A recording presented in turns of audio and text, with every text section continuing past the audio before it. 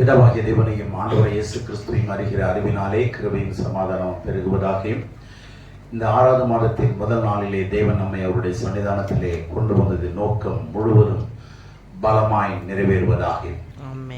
ஆண்டவர் நமக்கு கொடுத்த ஜீவன், அவருடைய சுகம், அவருடைய பலன், அவருடைய ஆரோக்கியம், அவருடைய பராமரிப்பு எல்லாமே அவருடைய பரிபூர்ணமான சித்தத்தை செய்யும்படிக்குத்தான் இந்த 5 மாதங்களும் தேவன் நம்மை அவருடைய கண்மணி போலே நம்மை காத்தார். வேதம் சொல்லுகிறபடி கர்த்தரை தேடுகிறவர்களுக்கோ ஒரு நன்மையும் குறைபடுவது இல்லை, ஒரு நன்மையும் குறைபடுவது இல்லை. ஆகிலும் உண்மைதான், கர்த்தரை தேடுகிறவர்களுக்கோ ஒரு நன்மையும் குறைபடாது. ஆகிலும் நம்மிடத்துல பல குறைகள் இருந்தால், 1000 குறைகள் இருந்தால், நம்மை குறையில்லாதபடி காக்கிற குறையில்லாத தேவன், குறையில்லாதபடி காக்கிற குறையில்லாத நீதியின் தேவன், அவர் ஒருவரே நம்மை காத்து வருகிறார். ஆனால் அதன் நோக்கத்தை அறிந்து வாழ்பவர்கள் பாக்கியசாலிகள். கர்த்தர் நல்லவர், அவரை துதிக்கிற ஜனம் பாக்கியம் உள்ளது. கர்த்தரை தன் தெய்வமாய் கொண்டிருக்கிற ஜனம் பாக்கியம் உள்ளது. அவர் நம்முடைய ஜெபத்தை தள்ளாமலும் தமது கிருபையை நம்மை விட்டு விலக்காமலும் இருந்த தேவனுக்கு ஸ்தோத்திரம் உண்டாவதாக. அவருக்கே துதியும் கனமும் மகிமையும் உண்டாவதாக. ஆகவே இந்த மாதத்தினுடைய கட்டளைகள் என்னங்கிறத நம்ம பார்ப்போம். நீதிமொழியின் புஸ்தகம் 8ஆம் அதிகாரம் 20ஆம் வசனம். என்னை சிநேகிக்கிறவர்கள் மெய்ப்பொருளை சுதந்தரிக்கும் படிக்கும், அவர்களுடைய களஞ்சியங்களை நான் நிரப்பும் படிக்கும். என்னை சிநேகிக்கிறவர்கள் மெய்ப்பொருளை சுதந்தரிக்கும் படிக்கும், அவருடைய களஞ்சியங்களை நான் நிரப்பும் படிக்கும். இப்போ ஆண்டவர் சொல்லுகிற வார்த்தையை கவனிங்க. என்னை சிநேகிக்கிறவர்கள், அல்லது என்னை நேசிக்கிறவர்கள், அல்லது என்னில் அன்பு கூறுகிறவர்கள். இந்த அன்பு கூறுகிறவர்கள்னா என்ன அர்த்தம்னா, மேலோட்டமான வார்த்தை அல்ல. உள்ளம் சார்ந்தே, மனம் சார்ந்தே, ஆத்துமா சார்ந்தே, நம்முடைய ஆவி சார்ந்தே, உணர்வுகள் சார்ந்ததான ஒரு விஷயம். சாதாரணமா சொல்லுவோம்ல, வாயினால அன்பு கூறுறது வேற, முழு உள்ளத்தோடு அன்பு கூறுகிறது வேற. இருதயத்தின் ஆழத்திலிருந்து, இருதயத்தின் ஆழத்திலிருந்து, from the depth of heart ஆண்டவர் அன்பு கூறுகிறது. அப்படி சொல்லலாம்னு வச்சுங்க. ஆனா வேதம் அதுக்கு ஒரு விளக்கம் கொடுக்கிறது. நீ என்னை அன்பா இருந்தால் என் கட்டளைகளை கை கொள்ளுவார். அப்போ நேசிக்கிறவர்கள் யாருன்னா, கட்டளைகளை கை கொள்ளுகிறவர்கள். நான் அதிகமா இந்த வார்த்தையை தான் சபைக்கு கொடுத்து கொண்டே இருக்கிறது, நான் சொல்லிக்கொண்டே இருக்கிறேன். நம்ம வாயிலான அன்பு கூறக்கூடாது. அப்படி வாயினால் அன்பு கூறுவோமா இருந்தால், கூறுகிறவர்களா இருந்தால், இருதயம் தூரமாயிருக்கும். நம்முடைய இருதயம் தூரமாயிருக்கும். அதனாலதான் யாக்கோபு சொல்லுகிறார், கேட்கிறவர்களாய் மாத்திரமல்ல, அதன்படி செய்கிறவர்களாயும் இருங்க. இந்த வசனம் எனக்கு ரொம்ப பாடங்களை கற்றுக் கொடுத்த ஒரு வார்த்தை, வசனங்கள் என்னன்னா, என்னை சிநேகிக்கிறவர்கள், என்ன அருமையான வார்த்தை, மெய்ப்பொருளை சுதந்தரிக்கும்படிக்கு.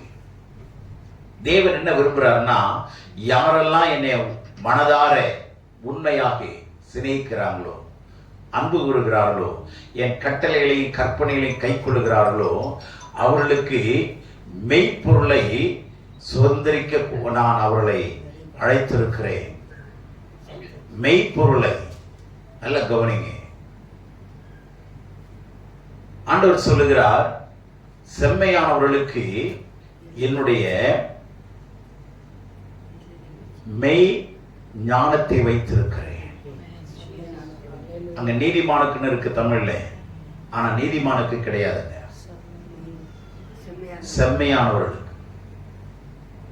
செம்மையானவர்கள்னா யாருங்க அப்படின்னா, நீதிமானை விட பரிசுத்தவானை விட உயர்ந்த இடத்துல இருக்கிறவங்க, கட்டளைகளை கை கொண்டு வாழுகிறவர்கள், தேவனுடைய சித்தத்தின்படி அந்த சித்தத்தை செய்கிறவர்கள், சும்மா வந்து போகிறவர்கள் அல்ல, வேதத்தை சும்மா சுமக்கிறவர்கள் அல்ல, வேதத்தை வாசிக்கிறவர்கள் அல்ல, அதை வாசித்து அனுபவித்து ஜனங்களுக்கு கடவுள் ஒருவர் இருக்கிறார் என்பதை நிரூபிக்கிறவர்கள். நம்ம வெறும் கிறிஸ்தவர்களாய் இருப்போமானால் வாழ்ந்து மடிந்து விடுவோம். ஆனால் ஆண்டவரை நேசிக்கிறவர்கள், உண்மையாய் நேசிக்கிறவர்கள், செம்மையானவர்களாய் இருப்போமானால் கர்த்தரோடு சேர்ந்து வாழ்பவர்கள். உலகத்தில் இருக்கும் போது அவரோடு வாழ்வார்கள், மரணத்துக்கு பிறகும் அவரோடு சேர்ந்து வாழக்கூடிய தகுதி தாங்க செம்மை.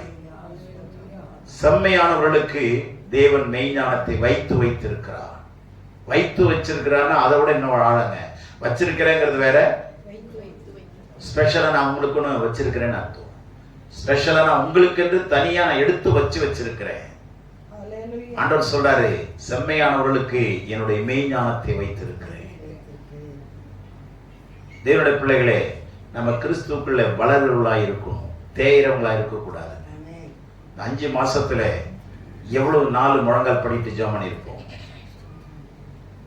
எவ்வளவு நேரம் கர்த்தருடைய சமூகத்தில் காத்திருந்திருப்போம், எவ்வளவு நேரம் வேதத்தை படிச்சு அதை ஆராய்ச்சி பார்த்து அனுபவிச்சிருப்போம்.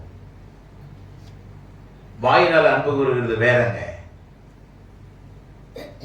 உண்மையிலே கர்த்தரை அன்பு கூறுகிற ஒரு வாழ்க்கை இருக்க, அது தெளிவா வெளியில தெரிஞ்சிடும். வெளியில தெரியும், ரெண்டுமே தெரியும். மாய்மாலமும் தெரியும், உண்மையும் தெரியும். ஆனா வித்தியாசம் இருக்கிறது. இந்த வசனத்துல கொஞ்சம் வித்தியாசமான வார்த்தைகள் உங்களோடு கூட நான் பகிர்ந்து கொள்றேன். நல்ல கவனிங்க. மெய்ப்பொருள், இந்த பொருள்ங்கிறது பொதுவான வார்த்தையில சொல்லப்பட்டிருக்கு. பொருள் அப்படின்னு, இது ஒரு பொருள் தான். புத்தகம் ஒரு பொருள் தான், இடம் ஒரு பொருள் தான், நிலம் ஒரு பொருள் தான். ஆனா ஆங்கிலத்தில் படிக்கும்போது வித்தியாசமான வார்த்தை என்ன போட்டிருக்குன்னா, சப்ஸ்டன்ஸ். திங்ஸ்னு போடல, சப்ஸ்டன்ஸ்.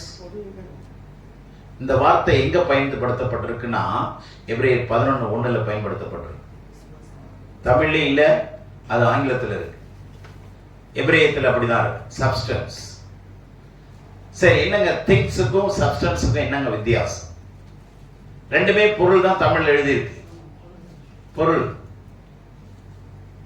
இப்போ நம்ம தொடக்கூடியது பொருள்னா என்னன்னா, வித்தியாசத்தை சொல்றேன், நல்லா கவனிச்சுங்க. பிசிக்கல் ஆர் நான் பிசிக்கல். தொடக்கூடியது, தொடக்கூடாது. பார்க்கக்கூடியது, பார்க்கக்கூடாதது. ரெண்டுமாவும் இருக்கலாம். பார்க்கக்கூடியதாகவும் இருக்கலாம், பார்க்கக்கூடாதும் இருக்கலாம். இதுதான் பொருள். ஆனா சப்ஸ்டன்ஸ் அப்படிங்கிறது அருவமான, தொட முடியாத, பார்க்க முடியாத, உண்மையான, நம்பகத்தகுந்த பொருள். உண்மையானதாகவும் இருக்கும், நிச்சயமானதாகவும் இருக்கும். நம்பத்தகுந்த, நிச்சயமாக உண்மையாகவும் இருக்கும், நிச்சயமான ஒன்றாகவும் இருக்கும். விளங்குதா? திங்ஸ்னா காணக்கூடியது, காணக்கூடாதது. பிசிக்கல் ஆர் நான் பிசிக்கல். தொடக்கூடியது, தொட முடியாது, ரெண்டு இருக்கலாம். ஆனா சப்ஸ்டன்ஸ் அப்படின்னா தொட முடியாது. இப்போ நம்முடைய ஆத்மாவை தொட முடியாது, சரீரத்தை தொட முடியும், ஆவியை தொட முடியாது, ஞானத்தை தொட முடியாது, அன்பை தொட முடியாது, புத்தியை தொட முடியாது. சரிங்களா? இதெல்லாம் சப்ஸ்டன்ஸ். ஆனா நிச்சயமானதும் உண்மையானதும். அதுதான் 11:1 இருக்கு எபிரேயர்ல. இப்பொழுதுங்கிற வார்த்தை தமிழ்ல இல்ல. இப்பொழுது, now the faith is the substance of things that hope for. ரொம்ப அருமையா இருக்கும் ஆங்கிலத்துல. தமிழ்ல அந்த ஆழம் கொடுக்கப்படல. உண்மையானது, சத்தியமானது, நிரந்தரமானது, நிச்சயமானது. ஆனால் இது தொட முடியாது. புரியுதுங்களா? இப்போ ஆண்டவர் என்ன சொல்றாரு? எந்த பொருளை பத்தி சொல்றாரு? இப்போ மெய்ப்பொருளாகிய அருவமாய் இருக்கிற உருவம் இல்லாத நிச்சயமான நிரந்தரமான நித்தியமான சத்தியமான உண்மையான பொருளை கொடுக்க போகிறார். இதை சுதந்திரித்துக் கொள்ளணுமா? விளங்குதா? எத்தனை பேருக்கு புரியுது?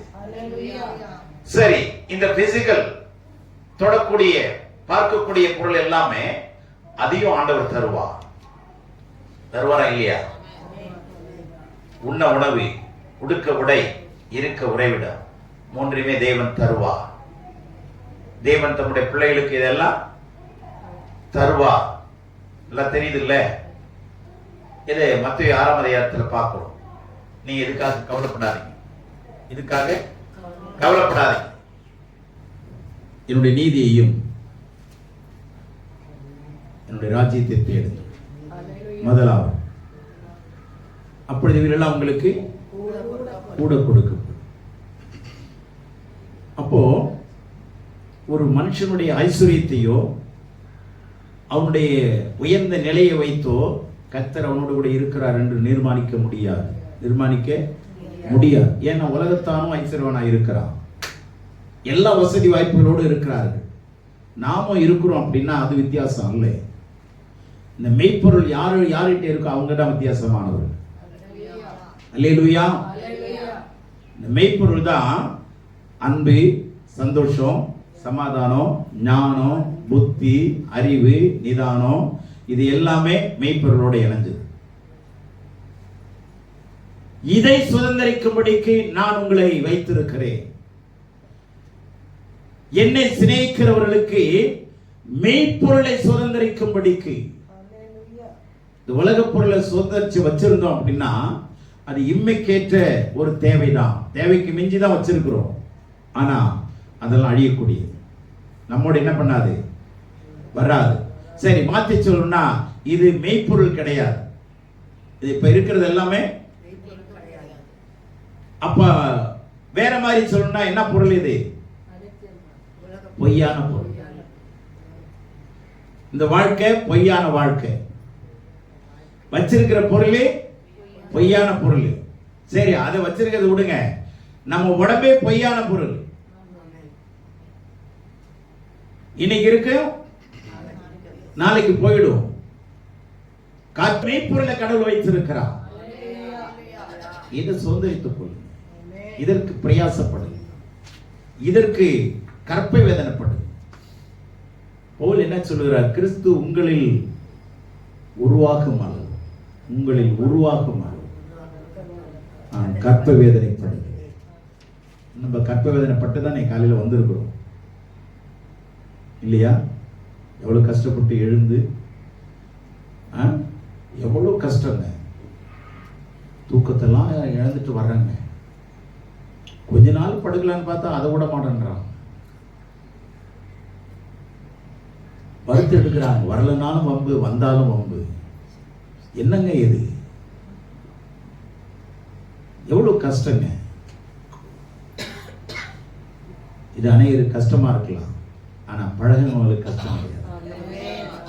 கடவுளோடு நடக்கிறவங்களுக்கு கஷ்டம் கிடையாது. சும்மா நடக்கிற மாதிரி நடிக்கிறவங்களுக்கு கஷ்டம், நடக்கிற மாதிரி நடிக்கிறவங்களுக்கு கஷ்டமா.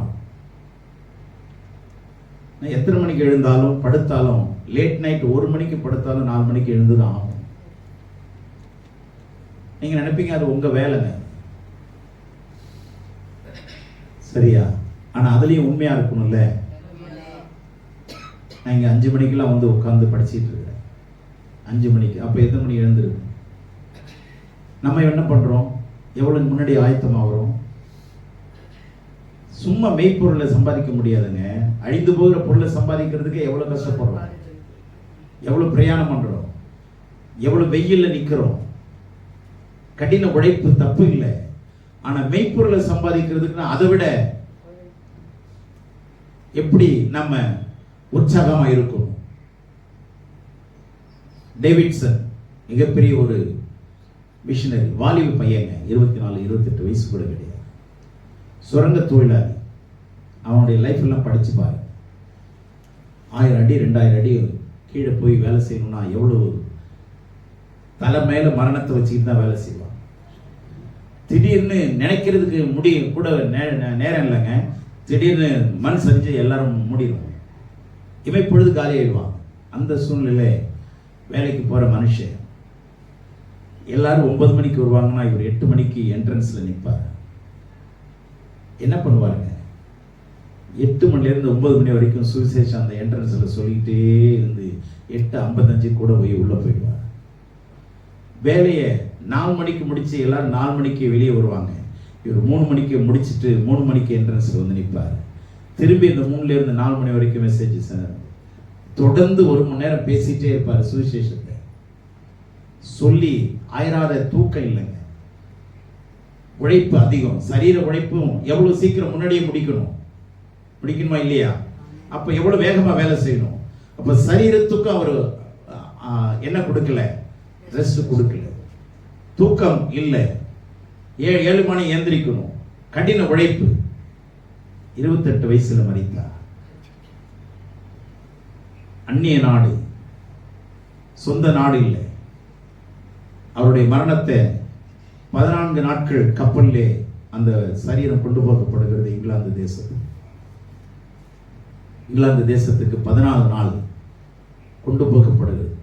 அந்த சரீரத்தை ரிசீவ் பண்ணனவங்க யாருன்னா இங்கிலாந்து தேசத்தினுடைய மகாராணி. அவருடைய கைகளாலே அவரை அடக்கம் பண்ணப்பட்டார். விளங்குதா சரித்திரங்கள்?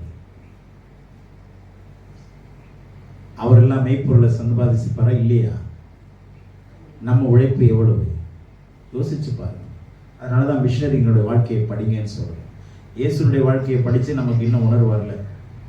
அவ்வளவு வேகமா வர முடியல. அந்த தாக்கம் இல்லை, ஏக்க இல்லை. நீங்க ட்ராக்ல ஓடுற ஃபர்ஸ்ட் செகண்ட் தேர்ட் 3 பேரை பாருங்களேன். அவங்களுடைய லைஃப்ல கவனிங்க. இந்த தேர்ட் வரவன், ஃபோர்த் வரவன், செகண்ட், இவங்களுடைய வாழ்க்கையில் இருக்கிற பிராக்டிஸை பாருங்க.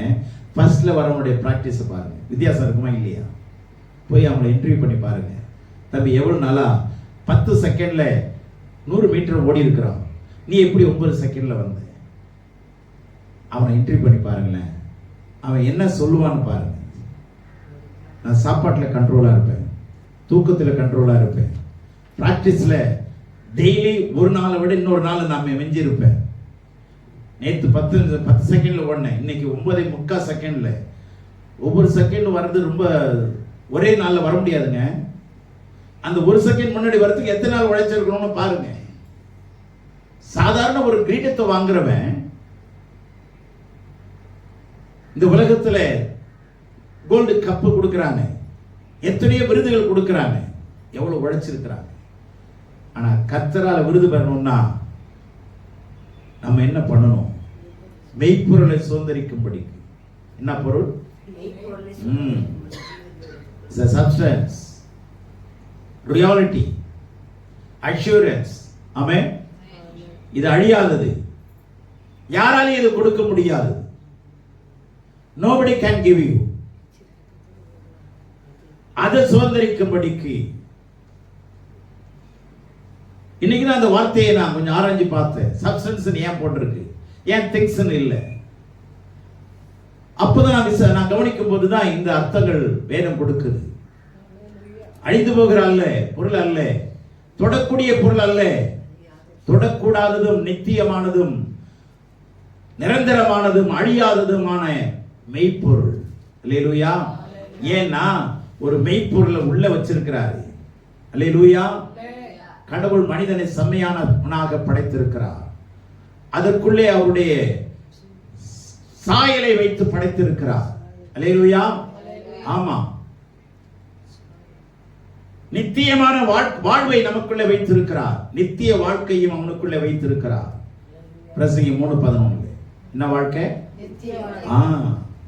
தேவனுடைய பிள்ளைகளே, எதை சுதந்திரிக்க போகிறோம்? அதற்காக என்ன நாம தீர்மானித்திருக்கிறோம்? சொல்லுங்க.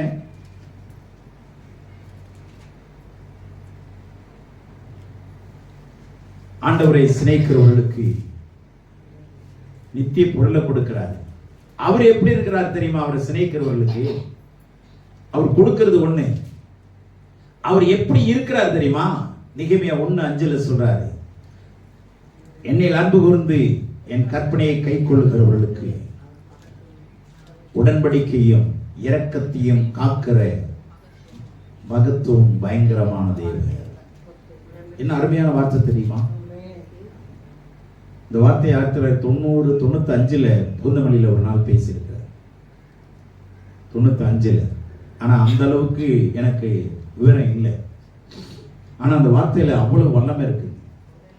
என்னில் அன்பு கூர்ந்து என்னுடைய கற்பனைகளை கை கொள்ளுகிறவர்களுக்கு உடன்படிக்கையும் கிருபையினருக்கும் இல்லை, உடன்படிக்கையும் இரக்கத்தையும் காக்கிற மகத்துவம் பயங்கரமான தேவன்.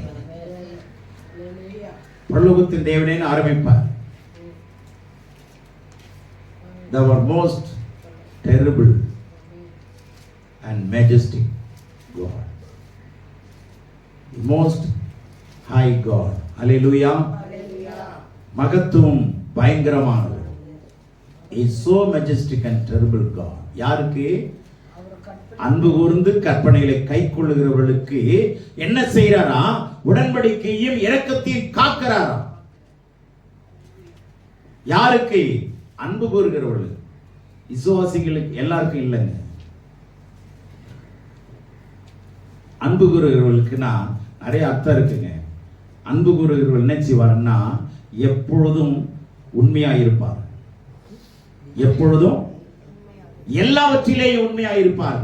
இப்போ உங்களை நான் ரொம்ப நேசிக்கிறேன்னா உங்களுக்கு எதையும் நான் துரோகம் பண்ண மாட்டேன், அல்லது உன்னை மறைச்சு உன்னை பேச முடியாது இல்லையா? ஒரு குடும்பத்தை நம்ம அன்பு கூறுகிறோம் அப்படின்னா ரொம்ப அன்பு கூறு, மற்ற குடும்பத்தோட நம்ம குடும்பத்தோட இணைஞ்சிருக்கிறோம் அப்படின்னா எதுவுமே ஒளிமறைவு இருக்காது. பாசம் என்கிட்ட ரெண்டுமே அவங்களுக்கு சொல்லுவோம், உண்மையா இல்லையா? அப்ப எல்லாவற்றிலும் உண்மையா இருக்கிறவர்கள். தாவீது, மோசே தன் வீட்டில் எங்கும் உண்மையா இருந்தார்களா இல்லையா? நம்ம எப்படி இருக்கிறோம்? அப்போ அவர் என்ன செய்றாரு? உடன்படிக்கையை காக்கிறவர். கவனிங்க, உடன்படிக்கை நம்ம காக்க முடியாது. உடன்படிக்கையை ஏன்னா ஏற்படுத்துறது யாரு? அவர் தான் ஏற்படுத்தினார். அவர் தான் என்ன பண்ண முடியும்? மெயின்டைன் பண்ண முடியும். நம்ம உண்மையா இருந்தா அவர் காத்துக் கொள்வார். உண்மையா அன்பு கூறுவோமானா நம்முடைய ஜெப நேரத்தில், வேத வாசிப்பில், கீழ்ப்படியறதில், அவர் தந்த ஊழியத்தில், அவர் தந்த பொறுப்புகளிலே எந்த பொறுப்பு இல்லை. எப்பாவது வருவேன், எப்பயாவது போவேன். வந்து போகிறவர்கள் வேதம் சொல்லுகிறது, வந்து போகிறவர்கள் துன்மார்க்கர்.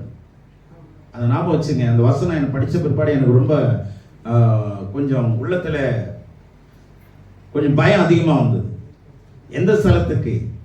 பரிசுத்த ஸ்தலத்துக்கு வந்து போகிற துன்மார்க்கர்னு இருக்கு. வேணா 8-10 படிச்சு பாருங்க பிரசங்கில.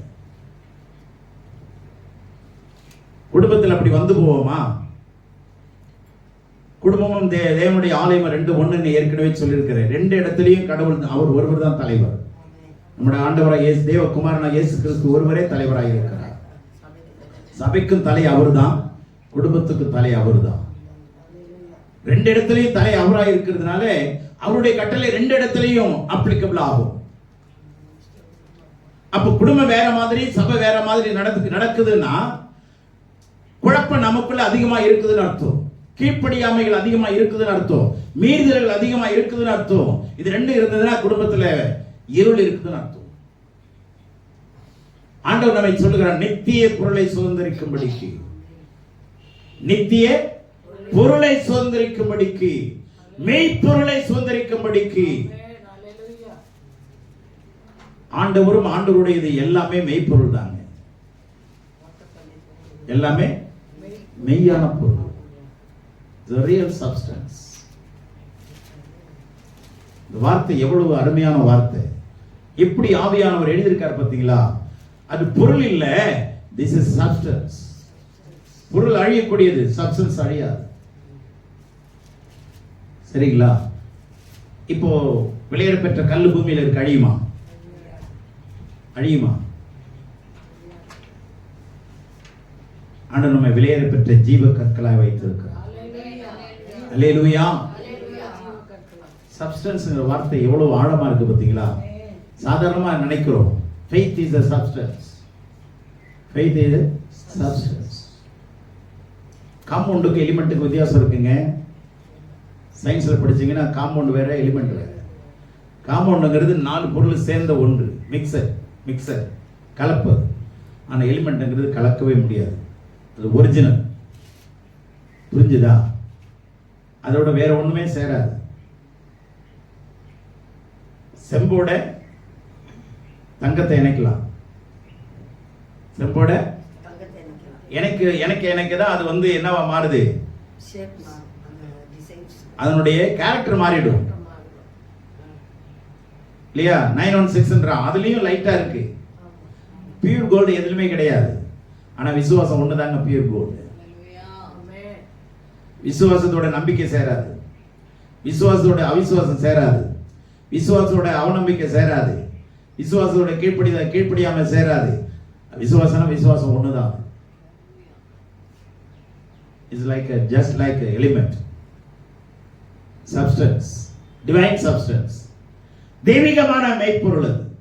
அதோட வேற எதுவுமே சேராது, தனித்து நிற்கும். That uniqueness, அந்த தனித்தன்மை, அந்த தனித்துவம் மெய்ப்பொருள் இருக்கு. அந்த மெய்ப்பொருளை நம்ம பெற்றுக்கொண்டோம்னா நாம் தனித்துவமான ஆளாயிருப்போம், யூனிக் பர்சனா மாறுவோம். தன்னிகரற்ற தனித்தன்மை வாய்ந்த மக்களாய் வாழும்படிக்கு தான் ஆண்டவர் என்ன சொல்றாரு? என்னை நேசிக்கிறவர்களுக்கு, சிநேகிக்கிறவர்களுக்கு அவர்கள் மெய்ப்பொருளை சுதந்திரிக்கணும்னா யார் தான் சுதந்திரிக்கணும்? இது ஆண்டவர் கொடுக்க மாட்டாரு, வச்சிருக்கிறாரு.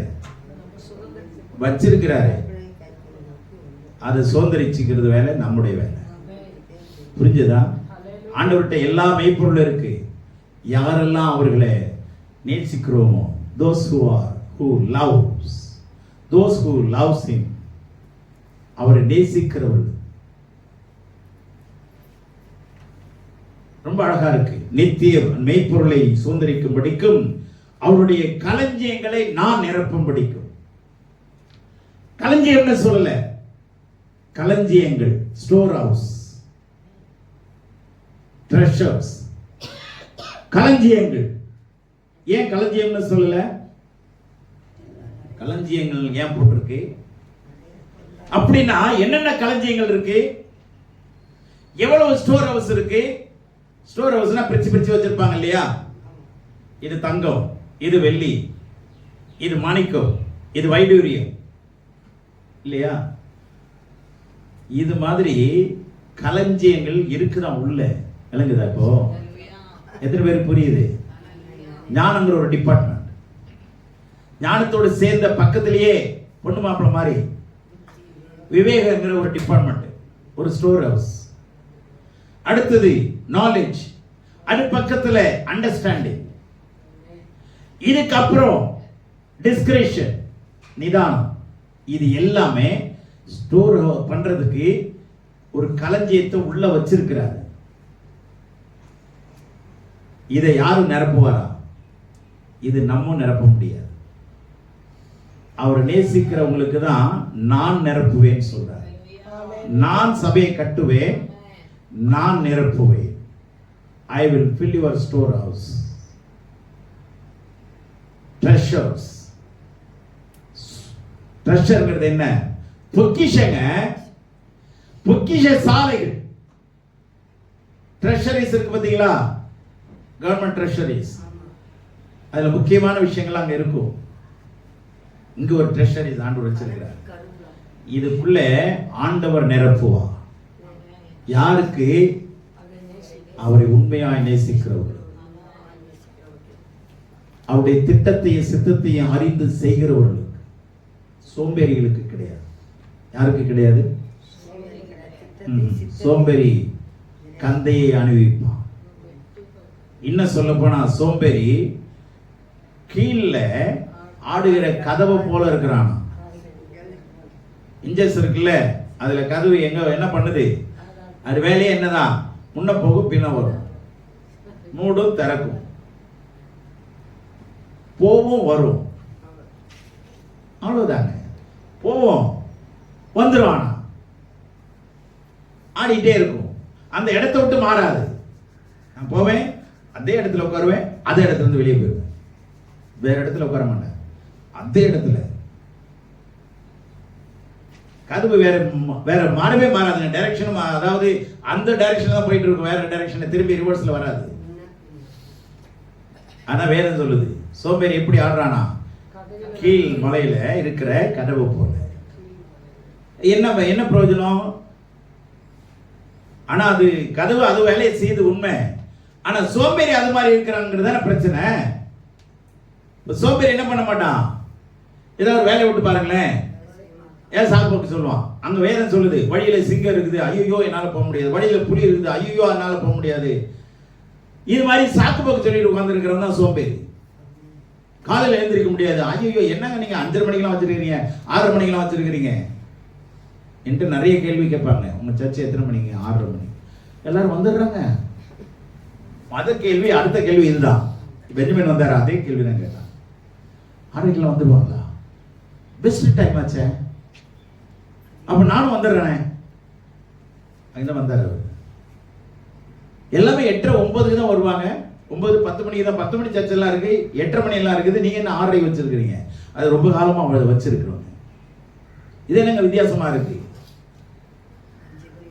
வித்தியாசமானவர்களுக்கு வித்தியாசமான டைமிங். ஆமென், அல்லேலூயா. தேவனுடைய பிள்ளைகளே, நம்ம ஸ்பிரிச்சுவலா சோம்பேறித்தனமா இருக்க கூடாது. அசதியாயிராதே. அதுக்குள்ள பிசாசு இருக்கிறான். பிசாசு சிங்காசனம் போட்டு கால் மேல கால் போட்டு உட்கார்ந்துருப்பான். சும்மா இல்லை, ஆவியிலே அனலாயிரு, கர்த்தருக்கு ஊழியம் செய். ஆகவே நான் முடிக்கிறேன். நல்ல கவனிங்க. மெய்ப்பொருளை சுதந்திரிக்கும்படிக்கு நான் உங்களுடைய களஞ்சியங்களை நிரப்பும்படிக்கும். உங்க களஞ்சியங்களை கர்த்தர் நிரப்புவாரு. எப்போ? அவர் பாதத்தில் உட்கார்ந்து இருந்தா, அடங்கி உட்கார்ந்து இருந்தா, அவருடைய பாதத்தில் காத்திருந்தா. those who are waiting at the feet of the Lord, கர்த்தருடைய பாதத்திலே காத்திருக்கிறவர்களுக்கு, அன்பு கூறுகிறவர்களுக்கு, நேசிக்கிறவர்களுக்கு, சிநேகிக்கிறவர்களுக்கு இது ரெண்டையும் நான் தருவேன். நான் நிரப்புவேன், நீங்க சுதந்திரிச்சுக்கணும். அங்க 2 இடத்துல மாத்தி சொல்றாரு பாத்தீங்களா? நீங்க சுதந்திரிச்சுக்கணும். ஆனா உங்க உள்ளத்து உங்களுடைய பொக்கிஷ சாலையை என்ன பண்ணுவேன்? அவருடைய பொக்கிஷ சாலையை திறந்து இடங்கொள்ளாமற் போக மட்டும். அவருடைய பொக்கிஷ சாலையை திறந்து இடங்கொள்ளாமற் போக மட்டும். ஏன்னா அவர் உலக தோற்றத்திற்கு முன்னே தன்னை நேசிக்கிறவர்களுக்காக ஆயத்தம் பண்ணி வைத்திருக்கிறதை அனைவருடைய கண் காணவும் இல்லை, காது கேட்கவும் இல்லை, இருதயத்தால் உணர்வதும் இல்லை, உணர்வும் இல்லை. கோமாவில் இருக்கிறாங்க. என்ன மாலை இருக்கிறாங்க? ஆமா, உப்புமா, ஊத்தம்மா, கல்லம்மா, அந்த மாலாம் சாப்பிட்டு கோமாவில் இருக்கு. சரியா? தேவனுடைய பிள்ளைகளே, ஆண்டவர், நான் உங்கள் களஞ்சியங்களை நிரப்புவேன், நான் என் சபையை கட்டுவேன். நீங்கள் நானும் இதை செய்ய முடியாதுங்க. ஒண்ணு செய்யுங்க, முழுவதும் கர்த்தரை அன்பு கூறுங்க. அவர்களை அன்பு கூறுகிறவர்களுக்கு சகலமும் நன்மை கேள்வாக நடக்கிறது. அல்லேலூயா. பூர்ண அன்பு பயத்தை புறம்பே தரும். பூர்ண அன்பு தாங்க கடவுளோடு நம்மளை சேர்க்கும். ஏன்னா ஆண்டவரும் அன்பா இருக்கிறார், ஆண்டவரும் அன்பாக இருக்கிறார். ஆகவே அன்பு, விசுவாசம், நம்பிக்கை, மூன்றிலும் அன்பே பெறுகிறது. அன்பே பிரதானம். தேவனுடைய பிள்ளைகளே, நல்லா கவனிங்க. இது நான் செய்வேன், அவர்களை நீதியின் வழியில் நடத்துவேன், நியாய பாதைகளுக்குள்ள நடத்துவேன். 21 அவர்களை என்ன பண்ற? நீதியின் வழியில நடத்துவேன், நியாய பாதைகளையும் நடத்துவேன். யார? என்னை சிநேகிக்கிறேன். ஆபிரகாம் என்னுடைய சிநேகிதர். நானும் உங்களை சிநேகிதர் என்று அழைக்கிறேன். யோவான் 15 நானும் ஆமா சிநேகிதர். நீங்கள் ஊழியக்காரர்கள், நான் உங்களை வேலைக்காரன் சொல்லல, சிநேகிதர் என்று. தேவனுடைய பிள்ளைகளே கவனிங்க, நம்ம ஏதோ கிறிஸ்துவ வந்துட்டோங்கிறத நினைக்காதீங்க, அது ஒரு பெரிய பாக்கியம். ஆனா கிறிஸ்துவ மார்க்கத்தில் இருக்கிற மெய்ப்பொருளை சுதந்திரிக்கும்படி பாடுபடுங்கள், பிரயாசப்படுங்கள். கர்த்தர் தாமே நம்மை ஆசீர்வதிப்பாராக. ஆமென்.